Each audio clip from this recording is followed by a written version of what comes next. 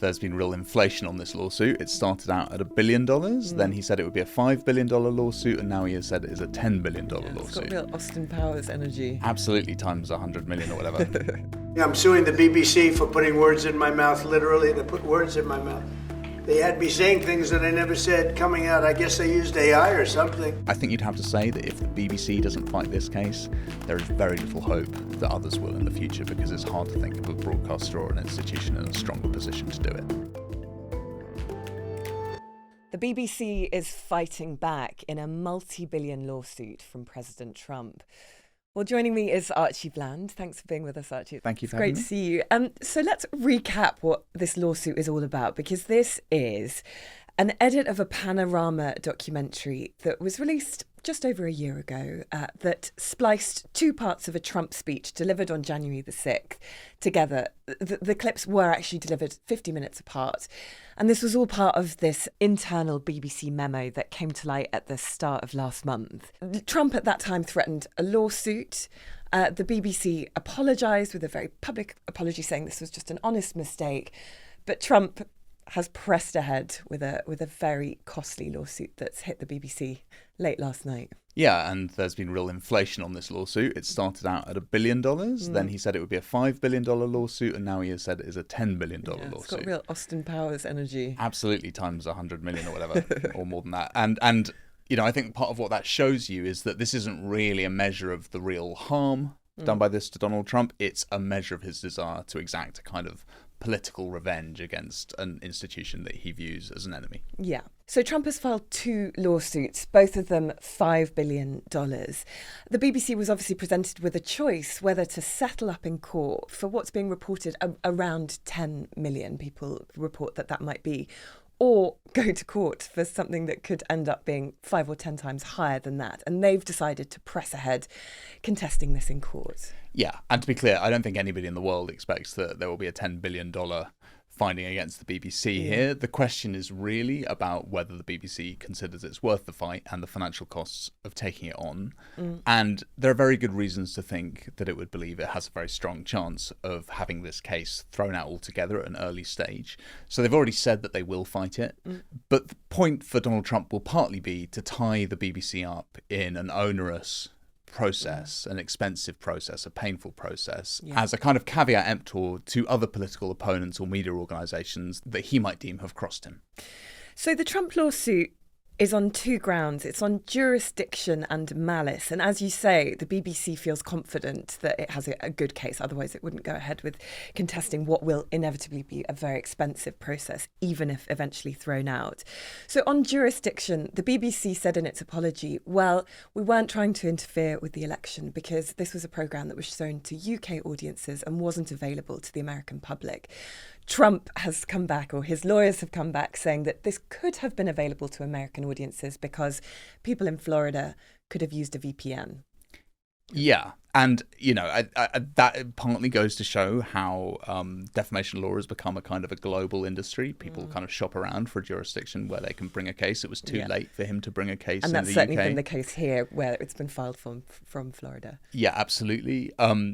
There is still, though, even if the jurisdictional question is settled, even if it is accepted that he has the right to bring this case, the question of whether it has done him any kind of harm. There is a much higher bar for a defamation case in the US than there is here. And it's pretty hard to say, given that he won the following election, given that there is no identifiable sign of financial loss to him, and given that he has subsequently been quite supportive of the January 6th rioters, including pardoning them and releasing them from prison. It's pretty hard to say that there's a clear defamation case that he's likely to win here. But again, that may not be the whole point.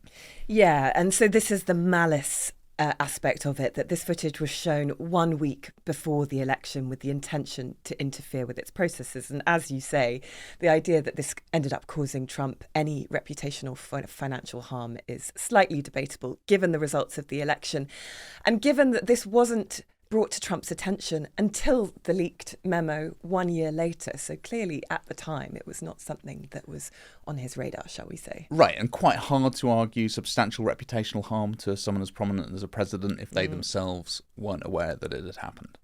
So part of this, as you say, is the optics of Trump going to legal battle with the UK's national broadcaster. But it's going to be quite a difficult sell for BBC executives, isn't it? If the costs of settling with Trump would be far less than the costs of what would end up being, multi-millions in legal fees of going to court in what would likely be a bit of a bloodbath. It's a difficult position for the BBC to be in, no doubt, and they would very much rather this had never arisen and that panorama edit had never been made in the way that it was. Yeah.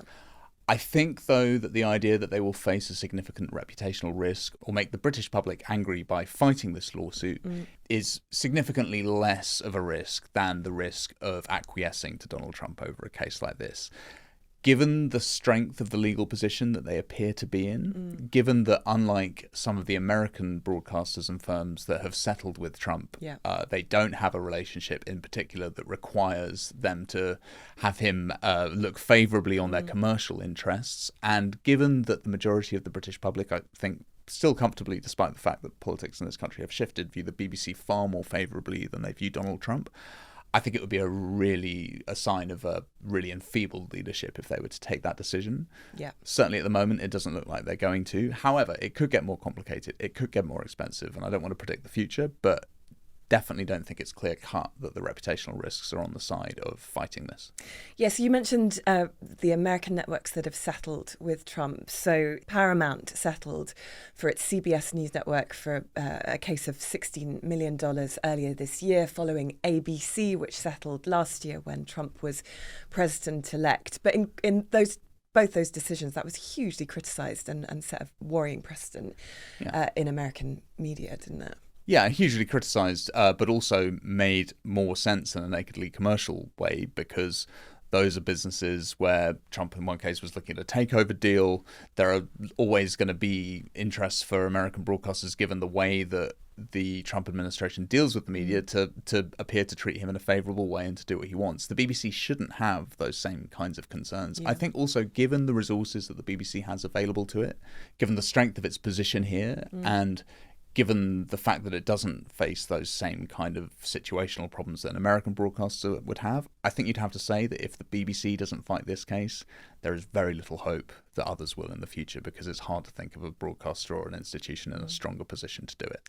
But this does all come at a delicate moment, doesn't it? As the BBC is in talks with the government about its funding and future. The government has put forward a green paper today about the funding model for the BBC moving forward. And Keir Starmer has been notably quiet on this. He's been called upon by Ed Davey, the leader of the Liberal Democrats, to express his support for the BBC's decision to contest this. But that's going to be quite difficult for him, isn't it, given that he's also trying to keep Trump's White House very much on side. Yeah, it's always the pattern that we see with this Labour government at the moment. They try to defend British institutions and British interests in general terms without crossing Donald Trump if they can possibly avoid it. And so they always have this delicate dance to do, and they're trying to do it again today. Certainly in the briefing that we've had this lunchtime, it's been a continuation of that kind of tone. Right. The Green Paper is really interesting context here because, as you say, the BBC's future funding model is up for grabs, but there are also shorter term things here that feel like they're very relevant to this political moment.